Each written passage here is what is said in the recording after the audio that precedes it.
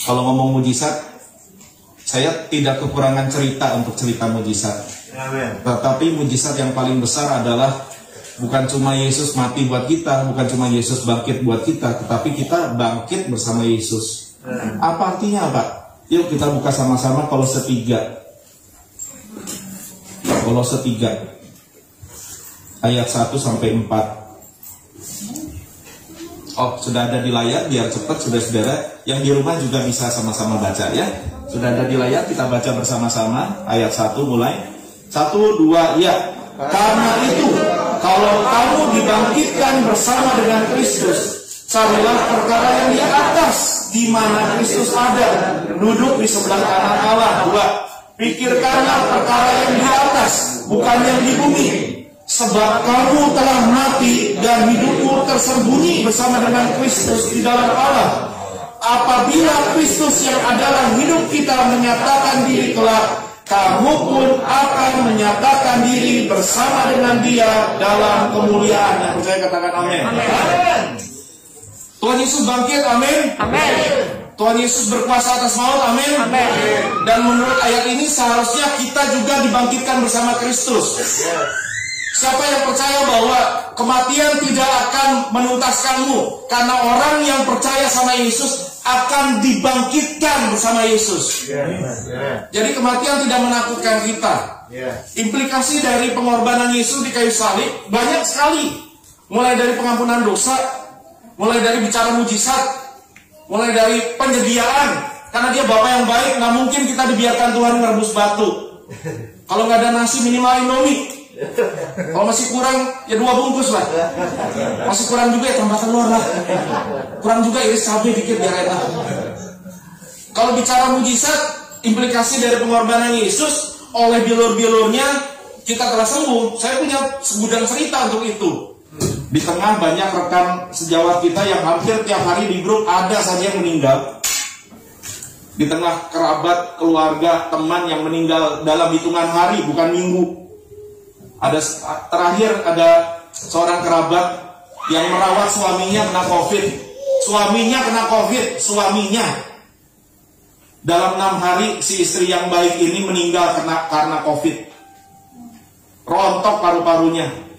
Sementara suami masih di ICU, anak diungsikan oleh paman dan tante, keluarga besar termasuk kami dan pendeta di mana gereja beliau berjemaat menguburkan dari virtual jarak jauh. Maka harusnya kebangkitan Kristus kita rayakan dengan makna yang berbeda. Kemarin saya tulis gini, kenapa banyak orang tidak bertumbuh imannya, kenapa banyak hidup nggak berubah sekalipun Kristen. Kenapa hidup kita tidak berdampak? Karena ibadah kita kebanyakan selebrasi tetapi kurang kontemplasi. Kebanyakan sorak-sorai tetapi kurang permenungan. Sehingga sorak-sorai cuma berubah jadi pesta. Seperti orang-orang yang sedang kata ayat Alkitab sedang merayakan pesta ketika Yesus datang teriak Hosana, Hosana. Diberkatilah dia yang datang dalam nama Tuhan, siap jadi raja nih. Ayo mau dapat cuan nih kalau dia jadi raja nih. Murid-murid juga mikirnya gitu. Anak-anak Zebedeus. Nih kalau bos Ai jadi, bukan jadi lopan, bukan jadi taipan, jadi raja. Ai jadi menteri dah. Semua mikirnya gitu. Tetapi ketika Yesus menunjukkan jalan salib, rame-rame kabur. Sehingga teriakan Hosana, Hosana berubah jadi apa? Salibkan dia, salibkan dia. Saya senang setiap kali ibadah ada tim ujian penyembahan, ada tim musik seperti di gereja kami juga yang dengan gegap gempita menaikkan pujian buat Tuhan dan umat Tuhan bersorak-sorai. Yes, it's good. Bagus sekali. Tetapi kadang saya merasa lagu rayakan Yesus, rayakan dia bangkit dan hidup selamanya, sebab dia hidup ada hari esok. Kita nggak ngerti apa yang kita nyanyikan. Karena kuasa kebangkitan itu tidak ada di kita. Ayat 1 yang kita baca Bapak Ibu. Karena itu kalau kamu, apa tadi? Dibangkitkan bersama dengan siapa? Yesus. Carilah perkara yang di Nggak mau. Cari perkara yang di bumi, di mana saya bisa mengalami kehidupan dan kekayaan yang berlimpah. Apa gitu ayatnya? Pak, saya alamat nggak bakal diundang lagi. Ini mah lihat mukanya tegang semua. Bapak Ibu, saya ini hidupnya taruhan nyawa sama Tuhan. Jadi saya berkhotbah seolah-olah ini hari terakhir saya hidup. Saya ngeri khotbah asal-asalan. Saya ngerti apa artinya kesusahan. Dan saya ngerti apa artinya mujizat yang miskin jadi kaya. Bisa nggak? Bisa. Yang sakit jadi sembuh, bisa nggak? Puasa Rabu itu saya ngalamin nih. Kalau cuma orang sakit sembuh, saya pernah doain orang, Pak. Dan yang dokter aneh, bingung luar biasa, jantungnya jadi seperti baru. Amin. Tetapi saya tanya sama Bapak Ibu, orang sakit dapat mujizat masih bakal matinya? Iya. Masih. Enggak. Terus sakit kanker dalam nama Yesus, sembuh, nggak mati-mati dia. Enggak kan? Mati juga kan? Saya udah ketemu banyak orang, ketika kaya, punya kuasa, dia tekan orang, dia injak orang, dia cia istri orang. Dan ketika dia meninggal, ketika dia udah di ujung tanduk kanker, pendeta mau pakai khotbah lama. Kalau udah begini paling enak khotbah. Sebelum kita khotbah dia udah nangis duluan. Udah denger bunyi, itu bunyi pujian penyembahan paling merdu di kolong langit. Tahu bunyinya gimana? Penuh hati itu indah. Kenapa? Karena saya baru datang belum nyanyi. Belum nyanyi. Di mana dia enak banget itu. Tinggal kasih ke kantong kolektor sekalian. Habis bertobat saya tanya, masih bisa jatuh dosa? Ternyata kematian dan kebangkitan Yesus bukan cuma untuk itu. Miskin jadi kaya bisa nggak? Setelah jadi kaya masih bisa mati nggak? Mati juga. Makanya kalau kita ngaku jemaat GBI Panduan, Pak Asaf, Pak Tim, dan kita semua, kalau kita sudah dibangkitkan dengan Kristus, cari perkara yang di atas, di mana Kristus ada, duduk di sebelah kanan Allah. Kristus ada di mana? Kristus ada di mana? Tuhan Yesus ada di mana? Ini benar nih Pak. Saya tanya di tempat lain, Tuhan Yesus ada di mana? Di sini. Di sana. Di sini nih jantungmu. Di hati. Hati mau di sini, hati di sini. Ini lever, paru-paru. Kan orang suka mikir rasa sedih, rasa senang itu di sini kan. Padahal itu kan perasaan itu pikiran itu di mana? Di sini. Di sini siapa Pak? Ya Roh Kudus. Nah ini ngomong doktrin Allah Tritunggal juga harus benar juga. Makanya kisah para rasul bilang Kristus itu harus tinggal di surga sampai pemulihan segala sesuatu. Jadi kan kita lagi nungguin Tuhan Yesus balik nih. Tuhan Yesus ke surga, nyiapin tempat buat kita. Makanya kita harus ingat pulang. Iya, amin. Jangan lupa pulang. Dunia ini bukan rumah kita. Tadi saya cerita dengan kondisi-kondisi COVID yang mematikan ini. Seharusnya pandemi ini menyadarkan kita bahwa dunia ini bukan Firdaus. Coba pusing Anda mau ingat nama saya atau enggak. Tapi kalau Anda lupa firman ini, celaka kita. Lupakan saya, tapi ingatlah apa yang kau dengar hari ini. Cari perkara di atas di mana Kristus ada, bukan yang di bumi, kata ayat 2. Bukan. Orang Kristen yang jadi Kristen merayakan kebangkitan Yesus, Yesus mati, Yesus bangkit, yang nyanyi mengharapkan berkat cuma di bumi ini. Itu sama bodohnya dengan orang yang kena COVID, dirawat di rumah sakit gratis, dibiayai pemerintah, setelah sembuh nggak mau pulang. Halo? Ada nggak yang begitu? Kenal nggak? Ya nggak ada lah, kalau udah sembuh maunya pulang. Jemaat kami juga banyak termasuk dokter. Jemaat saya ada yang dokter Pak. Dokter aja kena Pak. Dokter aja kena. Jadi ketika dirawat, dan kebetulan waktu itu mereka dapat di Wisma Atlet. Cerita loh, makanannya enak, kamarnya bagus, udah kayak orang nginep di hotel. Ada AC. Ini orang zaman now paling penting. Ada wifi. Orang kadang nggak ada nasi, nggak apa-apa, nggak ada sinyal, pusing dia. Oh ibu-ibu ketawa semua, jangan-jangan. Ya grupnya ramai bener ibu ya. Pengalaman. Obat gratis, makan gratis, nginep gratis, wifi gratis. Setelah sembuh ngapain dia? Dia pulang. Kalau nggak ngusir. Ada orang yang bertanya, asik di rumah sakit, aku dapat semua fasilitas negara gratis. Ku ingin tetap di sini. Kalau Anda sudah diampuni Tuhan, diberkati Tuhan, disembuhkan Tuhan, bukan dunia ini tujuan kita, ingat pulang. Halo. Saya kalau belum kena penyakit macam-macam nggak bisa ngomong gini dah.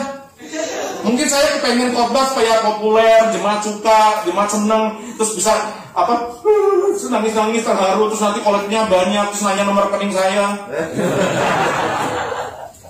Duh, ngeri saya bener deh. Kenapa mesti fokus ke sana? Karena pengharapan kita di sana, bukan di bumi ini. Kalau nyanyi lagu nanti, kalau nggak tahu ya, tadi lagunya belum ada kayaknya. Sebab dia hidup, ada hari esok yang dimaksud kalau bicara perspektif Alkitab bukan cuma besok, bukan. Hari esok yang dimaksud itu kekekalan. Karena dunia ini akan berakhir. Anda mau kumpulkan saham, Anda mau beli asuransi, silakan. Coba saya mau bilang sama saudara, Anda bisa jamin di mana asuransi Anda nggak dimakan orang duitnya? Segede jiwa saya aja bisa bingung orang. Anda bisa nabung itu uang kerja puluhan tahun, saudara. Itu ada caci-caci, udah pensiun, stres dia karena duitnya ditaruh di bank Senturi, hilang, terus dia tepuk tangan nggak kena. Tahu tepuk tangan nggak kena? Gitu. Kasihan loh. Enggak, saya nggak larang Anda beli asuransi, saya beli asuransi. Siapa tahu bisa ninggalin anak. Mau beli emas, beli kalau punya mah duit. Kalau nggak punya jangan. Saya tanya, kalau ada perang itu tiba-tiba perang duit, loh Anda kan nggak tahu keadaan kita ini sebetulnya ngeri loh pandemi ini. Kalau ada perang, saudara, Anda mau punya emas, mulai dari emas Jawa sampai emas Bangka, emas apa kek, nggak ada artinya Mas Nur. Uang Anda mau tabung, devaluasi, hilang nilai. Ingat zaman Bung Karno rupiah sampai nggak ada nilainya. Ayo, masih mau gantungkan iman kita sama dunia ini? Pak, tapi kan tagihan mesti dibayar, Pak. Cicilan mesti lunas. Sebab dia hidup, ada hari. Kok saudara nggak percaya loh Tuhan pelihara? Saya ini udah ngalamin, saudara, dari makan kekenyangan sampai nggak ada yang dimakan. Udah ngalamin, dari punya mobil sampai tadi ditanya Pak, gampang nyari tempat sini, oh gampang. Naik kapal itu sama supir, bukan saya nyetir jadi gampang. Tapi supir baru tadi pagi saya hire, barusan saya pecat langsung. Orang kaya setiap hari gue ganti mobil. Karena kekayaanku tidak diukur dari harta. Ini kelihatannya keren, ganteng ini, ada cincin kawin. Palsu. Udah pernah jadi beras, belum bisa saya beli lagi. Tapi plat nomor tetap harus dipasang. Kalau nggak diceruduk orang.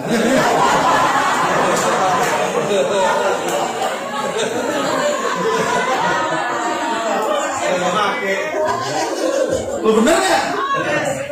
Kan ganteng begini gimana saudara? Enggak, saya nggak bisa percaya sama diri saya. Saya nggak percaya. Saya lebih baik percaya sama Tuhan. Saya lemah. Saya nggak bisa bilang, oh nggak bakal. Nggak bisa, Pak. Nggak bisa, Pak. Halo Bu. Sama Ibu juga. Tiap hari kita harus salibkan diri kita dan fokus kita pulang ke rumah Bapa di surga. Pengharapan kita di sana.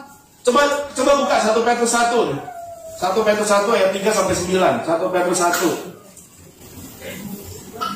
Sudah mulai panas kuping udah? Dikit. Puji Tuhan, udah mulai berarti ya. Gini Bapak Ibu, saya lebih baik bikin kuping Anda panas daripada hati Tuhan panas. Lebih baik kupingmu panas, hati Tuhan senang, daripada kuping Tuhan panas, hatimu senang. Pulang bisa botak, udah.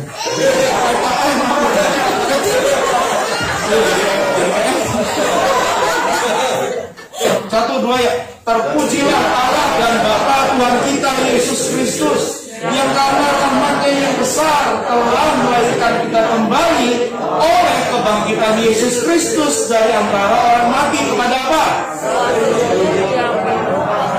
Suatu hidup yang penuh pengharapan. Kepada suatu hidup yang penuh pengharapan. Yesus bangkit supaya kita mati bersama Yesus bangkit kepada hidup yang penuh pengharapan. Ini pengharapan apa? Kalau Anda baca lanjut ayat-ayat selanjutnya, ini bukan pengharapan duniawi ini.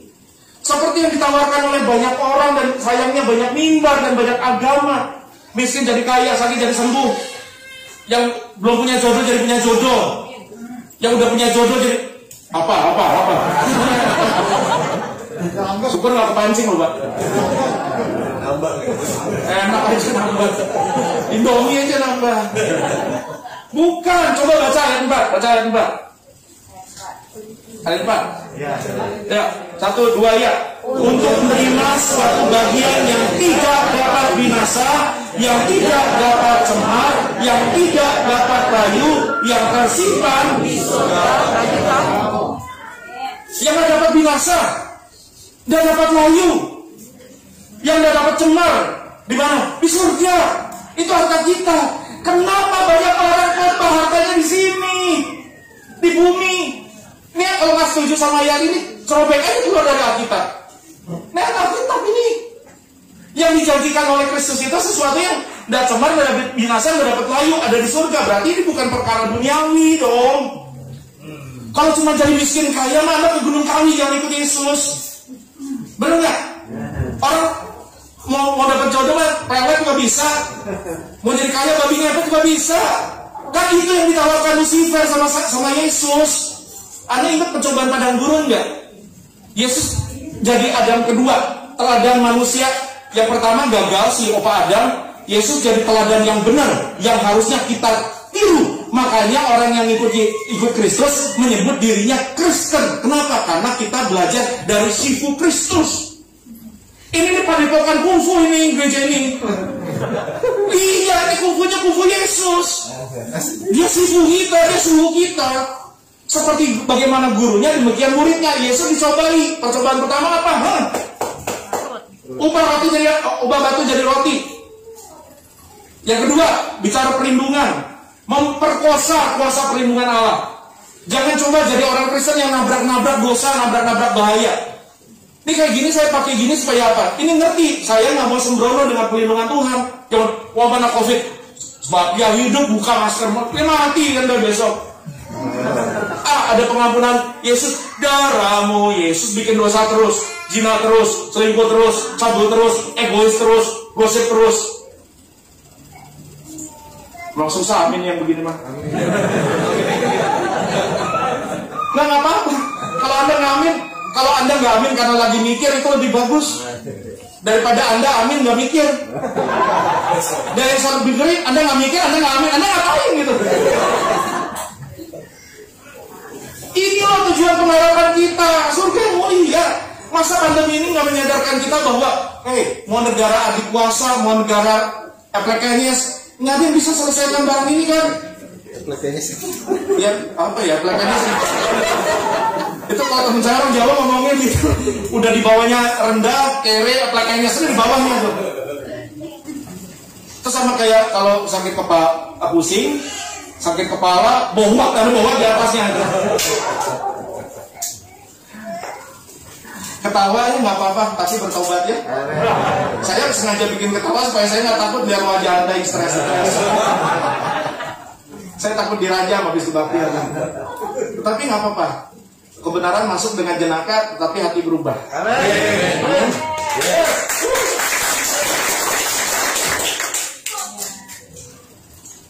Mau sultan kayak mau raja kayak terakhir tuh beritanya raja Spanyol aja kena ya. Mau orang kaya sama orang miskin kena semua. Jadi dunia ini harusnya kita sudah melihatnya dengan cara pandang yang berbeda, bahwa ternyata dunia ini cuma butiran debu. Tahu sih itu. Saya juga tahu loh, cuma dengar anak-anak ngomong butiran debu. Aku mah apa, cuma remahan rengginang gitu anak-anak. Nggak ngerti deh mas sekarang. Remahan rengginang kamu kriuk dong saya. Ayat 5 lanjut, ayat 5. Yaitu kamu, bilang kamu. Yaitu kita, bilang kita. Tunjuk kanan kiri, bilang kita. Ini kan Alkitab lagi ngomong ke kamu. Jadi Alkitabnya bilangnya kamu, tapi kita bacanya kita.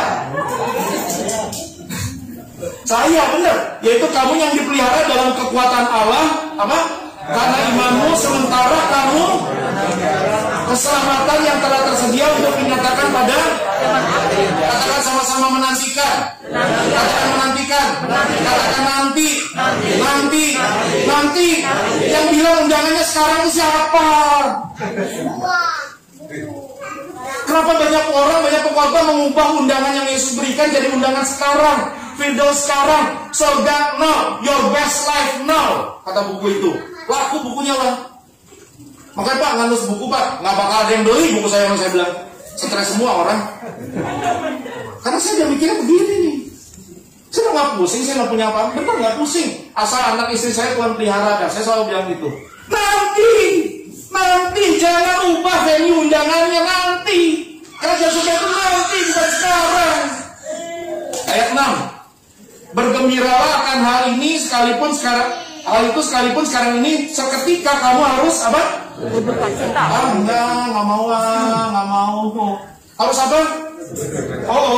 Harus apa? Harus apa Pak yang mau khotbah begini Pak? Oleh apa? Ternyata Bapak Ibu saudaraku, GBI Tuhan yang saya kasihi, ternyata hidup kekristenan yang benar bukanlah sebuah perjalanan mulus penuh pesta, bukan. Ternyata hidup Kristen yang benar adalah orang Kristen yang sungguh-sungguh mau ikut Yesus dan memindahkan hatinya ke surga akan menemukan fakta bahwa hidup di dunia ini terasa penuh dengan duka cita. Kenapa? Duka cita apa ini Pak? Lapar, sakit? Bukan.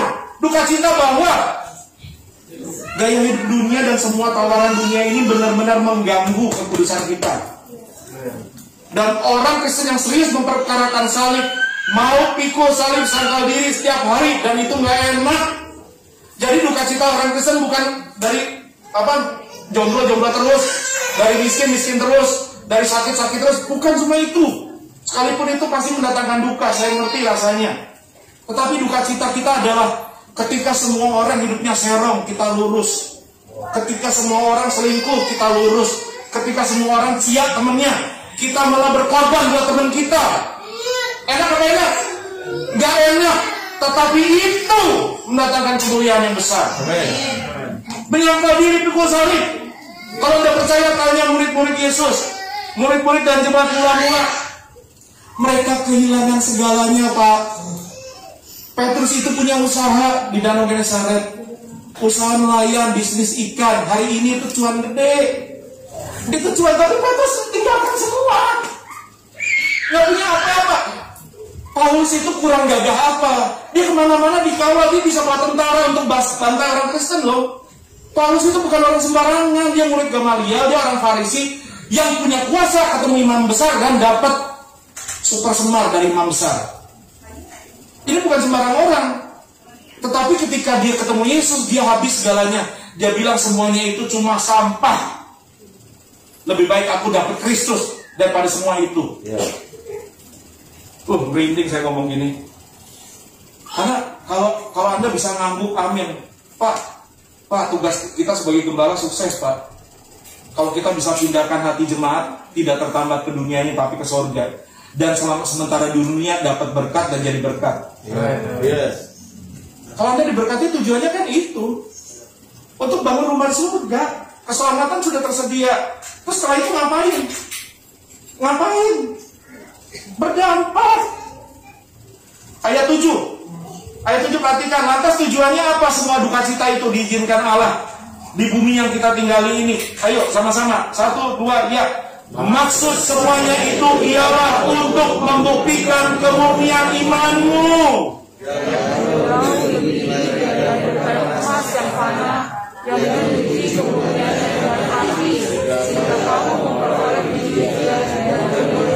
Dan penghormatan pada hari Yesus dinyatakan. Ternyata semua duka cita itu Pak, ada orang ngeselin, ada saudara ngeselin, ada orang melukai hatimu. Tujuannya adalah supaya Anda melatih karakter bangsawan sehingga ketika Yesus datang, bukan cuma Yesus dimuliakan, Anda dimuliakan. Amin. Tepuk tangan yang mulia buat Tuhan Yesus. Gak masalah kita nggak dianggap di dunia ini, nggak apa-apa. Kita selalu jadi korban, nggak apa-apa. Kelihatannya kecil, cecungu, nggak ada artinya, nggak apa-apa. Bukan itu yang menilai kemuliaan kita. Tetapi ketika kita hidup benar di tengah angkatan yang tidak benar, kita lurus ketika semua orang bengkok, ketika kita berkorban korban, di mana semua orang makan korban. Lihat radikalisme, ya saya mau ngomong gini ya. Radikalisme itu makan korban, tetapi orang Kristen itu semangatnya berkorban. Amen. Yes. Ya. Beda kan? Orang Kristen makin radikal, makin damai bumi ini. Amen. Orang Kristen makin radikal, makin damai keluarga, rumah tangga. Orang Kristen makin damai, makin aman tetangga kita. Amen. Karena semangat kita bukan semangat makan korban, semangat berkorban. Amen. Tetapi kan kita akan dinilai aneh kalau begini. Orang Kristen mah, alah. Tapi ketika Yesus datang, Anda dimuliakan bersama Dia. Sehingga ketika tiba-tiba pembagian mahkota terjadi, akan dipanggil Bapak, maaf Pak, siapa namanya Pak? Perhatian. Pak Perhatian. Lagi si Ombi. Jangan bohong Pak. Maaf, siapa namanya Pak? Katiang. Katian. Iya. Pak Katian. Dari GBI Kepanduan. Terima mahkota kemuliaan di hadapan Raja segala Raja. Itu malaikat Jibril sama Mikael semua sampai salto, saudara. Sekarang kelihatannya, cuma pelayanan. Hari Minggu mah orang lagi senang-senang, ke gereja di ruko kecil, nggak ada yang lihat lu. Pak, kita disepelekan Pak di sini Pak, nggak apa-apa. Nanti ketika kita dimuliakan baru orang nyaho. Iya. Selama ini yang kelihatannya sesungguh, yang kelihatannya korban, ternyata mulia bersama Tuhan. Karena buat Tuhan Yesus. Gak apa-apa, kan ini orang, alah kere, alah miskin, bukan itu ukurannya. Kalaupun Anda kaya untuk memuliakan Tuhan dan jadi berkat. Kalaupun Anda sukses untuk memuliakan Tuhan dan jadi berkat. Kalaupun Anda populer untuk memuliakan Tuhan dan jadi berkat. Tetapi kalau itu belum Anda raih di surga, di bumi, tetapi dampakmu harus sampai ke surga. Kayak KKR ya Pak ya? Harus Pak. Maka harus bertobat pulang nih. Pulangnya harus bertobat ini. Si Asaf Immanuel ini, katakan pada diri masing-masing, ini ego harus mati. Mati bersama Kristus supaya aku dibangkitkan bersama Kristus. Itu yang kita kejar.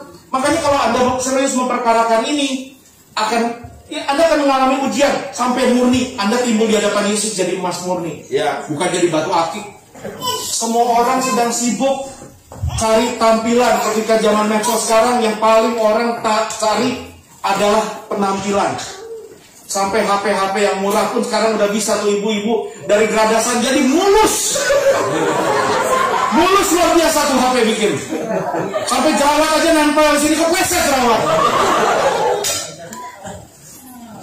Tujuannya apa yang buat tampil?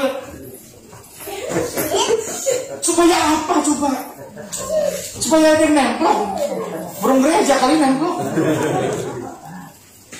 Saya udah nggak pusing. Saya di medsos, saya aktif di medsos. Medsos saya cuma satu tujuannya, saya bagikan kebenaran selama saya masih ada umur. Karena saya ini bisa check out kapan aja. Pak, Bu, Anda ini udah siap check out belum? Ya. Kita ini semua udah pegang tiket Bapak Ibu. Anda ini semua udah pegang tiket, tinggal tanggal check outnya masing-masing cek. Mana tahu ntar malam kita con semua ini con. Udah pada siap con belum? Ayo con lah. Gitu.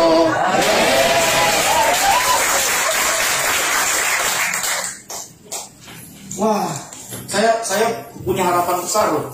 Lihat respon Anda begini. Ini orang-orang yang kualitasnya bukan pengembira Yesus, tetapi murid Yesus. Karena seorang teolog Thomas A. Kempis pernah bilang gini, Yesus itu punya banyak sekali orang yang mau ikut dia. Yesus punya banyak sekali orang yang mau berpesta bersama dia. Tetapi Yesus cuma punya sedikit sekali orang yang mau pikul salibnya dan menderita sama dia. Sedikit. Dan pandemi mendatangkan ujian. Hidup ini bukan soal kesan, tetapi soal dampak. Makanya di medsos hashtag saya ingin dampak, bukan tampak. Saya nggak pusing orang mau kenal saya, mau ingat saya nggak mau. Enggak. Kamu ingat message yang saya khotbahkan itu udah lebih dari cukup. Cukup. Jadi nggak masalah Pak, mau tunggu lagi mau enggak, nggak apa-apa Pak. Saya udah semprot sana sini loh, depan belakang, malah gondrongnya di sini. Pakai puasa kebangkitan dalam nama Yesus, nggak nunggu Pak, udahlah nggak apa-apa. Biar botak kita tetap nyanyi Pak, ku menang bersama Yesus. Karena kita harus carinya dampak bukan tampak. Maaf ya, saya pinjam contoh ini karena ini kasus nyata, saya harus pakai contoh. Ini orang ini secara tampang tidak menarik, secara postur juga dianggap remeh. Tapi dan bahkan orang ini bukan Kristen loh, tetapi dia sudah ngerti hidup yang berdampak itu seperti apa. Sampai nggak ada wujudnya, sebetulnya kayak tulang kering jalan. Padahal orang paling hebat nomor 1 di antara 300 juta rakyat kita. Udah habis dia tuh, udah habis.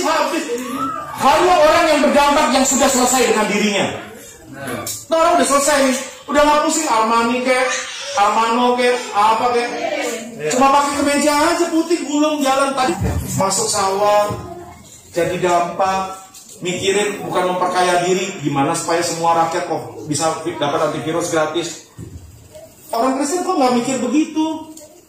Kalau bisa gua jualan nih, masker 10.000 gua jual goban.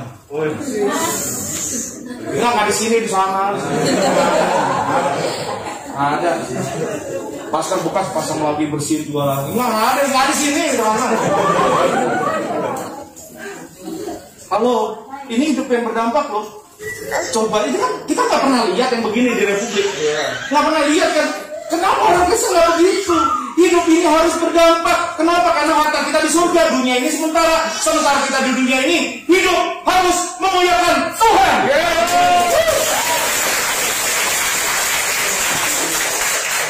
Makanya kita bilang, matikanlah dalam dirimu segala yang duniawi. Nggak dibilang, redamlah. Bilang apa? Bunuhlah, matikanlah. Enggak. Banyak orang Kristen kan begini, udah bertahun-tahun jadi Kristen nggak berubah, mentalnya masih duniawi. Gimana? Sama suami jahat, sama istri jahat. Bilang sama istri jahat, sama istri tetangga baik. Gimana sih? Kacau. Itu perlu ditumpang kaki gitu. Sama orang jahat, ngomongin orang terus. Kesalahan laki zaman dulu nggak mau diampunin. Udah berapa puluh tahun dia di gereja tapi masih hidup dalam kepahitan. Coba deh. Aneh kan? Nyanyinya ku menang bersama Yesus Tuhan. Apa loh ketemu orang begitu. Aduh, saya juga kasar Pak, Bu. Saya ini orang kasar aslinya. Matikanlah supaya apa? Supaya aku dibangkitkan bersama Kristus. Jangan ngaku Anda sudah mengalami kuasa kebangkitan. Kalau Anda, kata ayat 1 yang kita baca tadi, belum dibangkitkan kepada hidup yang baru, jangan ngaku. Ku menang raya. Apanya yang dirayakan? Apanya? Itu makin mengingatkan saya. Ketika buka baju, saya lihat di sini 59 jahitan, ini perut robek-robek. Ini ada lubang bekas alat tangan robot masukin ring. Saya makin ingat loh, hidup ini rapuh, rentan. Kalau saya tidak serius memperkarakan ini, saya nggak bisa ngaku saya sudah diselamatkan oleh anugerah. Karena anugerah yang menyelamatkan, anugerah itu juga pasti mengubah. Kalau Yesus menyelamatkan Anda dari hidup yang lama, Yesus tidak akan membiarkan Anda di hidup yang lama. Ini bukan perjuangan orang supaya dapat keselamatan, salah. Ini pergumulan batin ini, perjuangan orang yang sudah diselamatkan. Tapi kalau Anda, aduh Pak, saya dengar khotbah ini saya belum sempurna, tidak apa-apa. Selagi masih ada umur, ayo kita selesaikan sampai tuntas. Amin. Mana tahu ntar mati. Tegang semua. Saya memperkirakan Bapak Ibu, jangan-jangan, saya tutup dengan ini ya, yang memperkarakan Yesus sebagai tujuan kita, surga sebagai tujuan kita, jangan-jangan sebagian besar saudara, sebagian besar orang Kristen kayaknya belum. Saya khawatir. Dalam Markus 1 ayat 15, Tuhan Yesus berkata gini, waktunya telah genap, kerajaan Allah sudah dekat, bertobatlah dan percayalah kepada Injil. Kalimat itu Tuhan Yesus teruskan kepada kita, kepada saya, sejak 2 milenium lalu sampai di abad 21 ini. Saya mau bilang kerajaan Allah bukan cuma udah dekat sejak zaman Yesus ngomong, tetapi kerajaan Allah sudah di sini. Orang buta melihat, orang mati bangkit, orang sakit sembuh, orang mau cerai dirujuk lagi, orang berdosa dipertobatkan. Tetapi saya mau ingatkan saudara, ini adalah ujung daripada zaman anugerah. Segala sesuatu akan segera berakhir. Oleh sebab itu kita harus sungguh-sungguh memindahkan hati kita ke surga sebelum umur kita genap. Karena nggak ada yang bisa jamin Anda punya check out tanggal berapa. Itu kerabat kami dalam keadaan sehat, pegawai sebuah koran besar, urus suami tercinta, anak masih kecil, mati dalam hitungan 6 hari. Ada orang kaya raya punya segalanya. Keluarga udah siap keluarkan uang berapapun, alat ventilator udah masuk, 6 hari lewat. Beberapa di antara saudara kan umurnya mungkin tinggal 30 tahun lagi. Ada yang mungkin tinggal 20, ada yang mungkin tinggal 10, ada yang mungkin tinggal 5. Saya mau kasih tahu Bapak Ibu kenapa saya bisa ngomong gini. Tahun 2017, dokter itu bilang sama saya, 2017, dokter bilang, "Pak Asaf, maaf Pak, dengan kondisi Bapak, pengentalan darah, ginjal sudah memburuk, kreatinin racunnya sudah tinggi, jantung sudah memburuk kondisinya. Kalau Bapak bisa jaga kesehatan, mungkin Bapak bisa sampai 2021. Sekarang tahun berapa?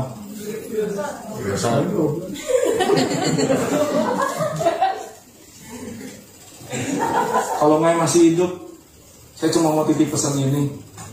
Yuk perkarakan hidup sungguh-sungguh sama Tuhan. Mana tahu besok kita con. Kalau Anda con dipanggil Tuhan, Anda ditemukan dalam keadaan beres. Orang bilang begini, saya undang pemusik singer. Orang bilang gini, tuh orang pada mati kena COVID, kena kutuk kali, ada dosanya kali. Saya bilang gini, cara berpikirmu salah. Kalau kamu Kristen dan kamu masih hidup hari ini, jangan-jangan Tuhan masih tunggu kamu bertobat. Kalau saya harusnya mati, nggak mati-mati, jangan-jangan Tuhan masih kasih saya kesempatan untuk saya bebenah hidup saya, berkemas-kemas sebelum saya pulang ke surga. Amin. Kalau Anda hari ini masih bisa merayakan Paskah, jangan puas dengan posisi dalam pelayanan, cari fungsi, cari dampak, dan betul-betul punya hati yang tertambat ke surga. Selamat Paskah, selamat dibangkitkan bersama Kristus. Amin. Bukan yang buat Tuhan.